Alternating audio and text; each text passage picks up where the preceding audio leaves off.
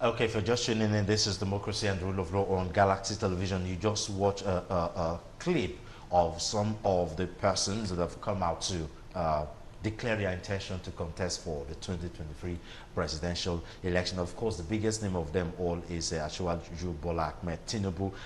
We also have Orji Kalu, we have Dele Momodu, we have Dave Umahi, we have Sam Ohabunwa, and so many others. And we still have the ones that have not really come out, but they are contesting. They're how will I call it? There's a huge buzz for them, like Yahya Bello of Kogi State. We're hearing stories of Atiku Abubakar. We're hearing stories of Yemi Oshibajo. We're hearing stories of Senator Ayim Pines. And of course, the biggest shock of them all is also hearing Goodluck Jonathan will most likely come out. But the party is still a rumor, most likely APC, according if the stories you're hearing is anything to go by. So let's have a general preview of what you think of these people and their chances.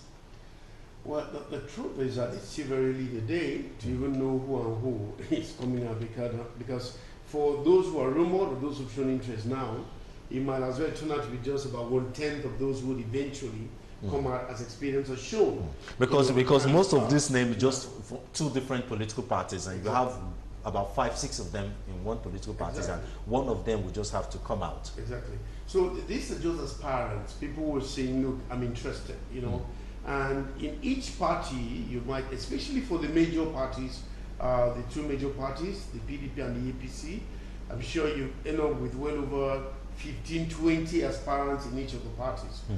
So it's part of that. For those who've come up now, I would, as a Nigerian, want to give it to, first of all, I guess we should have learned by now to want to look at, first of all, not allow some fellow sit back somewhere, package just about anybody and tell you he's a Democrat, he will deliver, he will do that. Let's go back and do some rightful looking back at the antecedents, the history, the character, the educational level of qualification of a person, and everything. We're not talking about education by affidavits, by being immediately qualified by affidavits.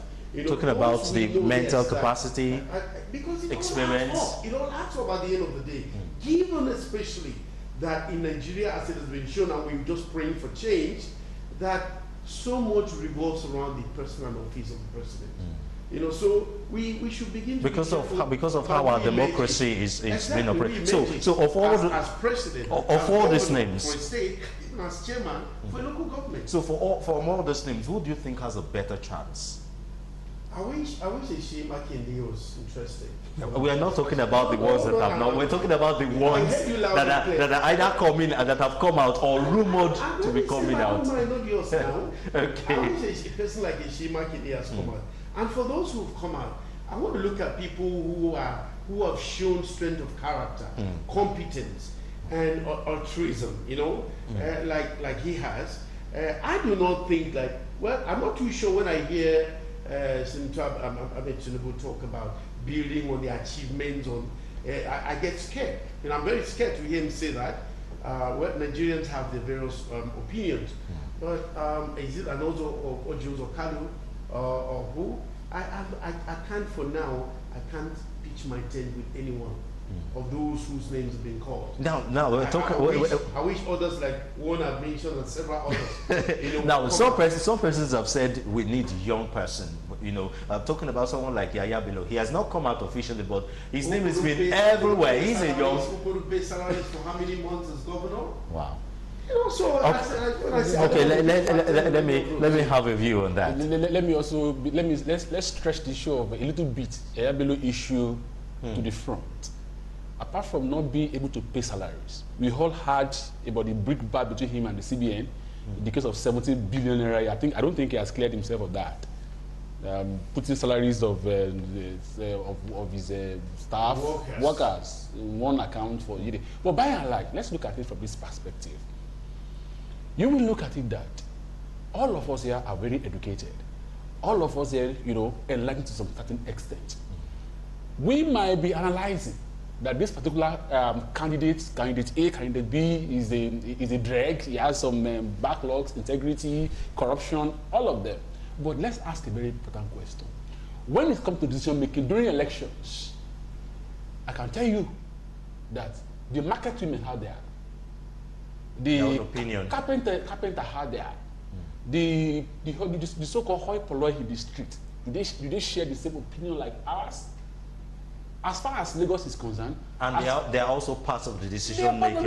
In fact, over the years, in the north, in the south, the decision making lies in the hand of these people. You can say something about Tinubu, you can say something about Yabilo, you can say something. Of course, we see them on social media, we see them on screen, whereby these people we are saying that they're not competent based on their issues or bullion ban, all of them, 17 billion in this thing. The former governor of Abia State, Orji, Kalu, we all know what happened at the Supreme Court, that he escaped that conviction by the whiskers based on technicalities. We can talk about all these things on our own as electing people, but do the people out there feel the same way? If election comes, would they even look at these factors and will say enough of these people? They will ever leave. You saw them, whereby they go to their houses, they dance, they even. So the same question extends to you. Yes. Who do you think has a better chance of all these people, all the names you've heard, rumor-wise, or the ones that have come out officially to say want to contest? Who do you think have a better chance? As far as I'm concerned, I've not seen anyone. Even Tinubu does not have a good chance. I have not seen. No, when you talk about chance, chance is a different thing. Okay. Chance is a different thing entirely. But if you ask me, on my own personal opinion, that who do I think the cap fit that can take Nigeria to the next level? Honestly, I have not seen. Maybe forget about the cap fit. Who do you think by the time you calculate all the politics and all the mathematics, who do you think have a better chance? You mean as far as those that have he has not seen? I've not seen. All others are coming out. At least until all has come out, we should be able to judge from what we are seeing right now. Objectively, I can tell you, I have not seen out of all of them. Okay. Let's see if the same situation applies based to on me. their scorecard. It is quite difficult for one to make an informed decision based on those that are already on the lineup. It is really, really difficult. Except one must choose between those candidates you have mentioned. But if we are talking about chances, everyone knows that from those who have indicated their interest, Tinubu stands a greater chance. Okay, because of his experience. No. It's not because been in politics for a very long time. No. It is not because of his antecedents. It is not because of his integrity or because of what he has done in government. Politics is a game of numbers, and every politics is local. Tinubu has that. I'll give it to him. Over the years and over time. That does not mean that he's the right person. Exactly. So others, like what the Orji or Kalu they mentioned, it appears, our politicians are shameless. With respect to them, because there are certain persons you mentioned their name that they want to be the #1 citizen of this country. You have Yabelo, with respect to him, who is a accidental public servant. Is it Orji or Kalu? With respect to him, is it and also Atiku Abubakar, there's also Yemi Osinbajo. Yes, but no. Yes, so at the appropriate time, one will be able to say, based on what we have, I think this person stands or is my preferred candidate. But as it is, there is nobody. But if these names come out, do they stand a chance against a superpower like Tinubu, Yemi Osinbajo, and Goodluck Jonathan? Well, you see, we were talking about that's why the issue as to whether direct or indirect primaries always has to come to play. Because at the end of the day, who emerges for whatever party as a candidate will come from the party. So if we are foisted with who Nigerians naturally wouldn't even like, or whom even party members, going by your question, then you've ended up with a candidate that must be picked from, amongst those to be picked from. Talking about chances, I have said that for those who are here, like my colleague said, unless one is compelled to choose, And I'm compelling you to choose right now. I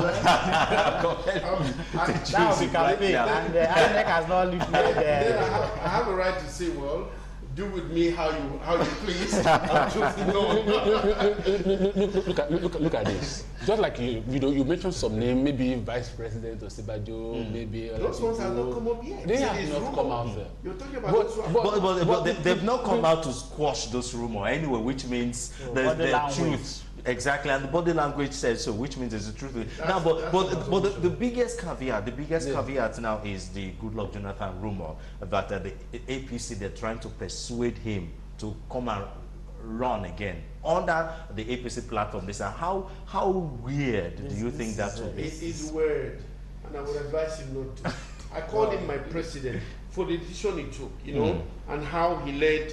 You know, and then when he decided to say for the blood of Nigerians I would, because so that baboons and dogs don't soak themselves in their blood, he says, I call him my president today. Yeah. Let him keep that ovation away. Okay. Let me quickly point something to, let me quickly say something about that one. I believe that APC will not make that mistake. That's the truth. For bringing Jonathan. Okay. Because there are people on ground already. Well, the rumor is quite strong. You know, rumor is a marketplace issue. You and I know the powerhouses in APC. You know how and how they push Jonathan away. Oh, they have worked for the party for 8 years. Oh, give the party to Jonathan, Oakland and Sinka. They want to break the party. That's the truth. Will Jonathan come as APC or PDP? I mean, that is the rumor. Jonathan is political. Yes. It's not possible. You will not take a candidate from the likes of Amechi and Tinubu and give to Jonathan just because but the argument we had was that the North, based on their own power permutations, Jonathan will play will 4 years, power will go back to the North. The South even are even wiser than that. But except there is something that we're not seeing. Except there is more to this. Of course, there's more to this. Of course, there's more to this. I will rule out Jonathan. Jonathan will not be foolish enough to make that mistake of coming back. That is a settled issue. But for Tinubu and Osibajo, I feel, I may be wrong, that Buhari has more tendency towards, is tilting towards Osibajo. And that is where the power play lies. That is the essence of even this primary and direct indirect. That's where it lies. So until that power play is resolved, we cannot say for sure. That is it. Okay, well, anyway, as you said, the influence of Godfather. I never denied it. When they asked the president, who is candidate? I never denied it. When Maupe Ogun and Sheung, they asked him who his candidate was. He said he knows it. He knows the candidate himself in his heart, but he will not say it so that they will not kill him. Okay, well, as you know, time goes on, more and more persons will come out, and we will have the opportunity to cast our net even wider. And thank you so much for being part of the program today, Barrister Ezekiel Oguntu Ashe, Barrister Kingsley Chime, and Barrister Desmond Takin. Thank you so much for your time, and thank you for staying tuned to Galaxy Television, watching the program. Next week is another day, Sunday, 1 to 2, the same station. I'm Solomon Ofen. Good afternoon.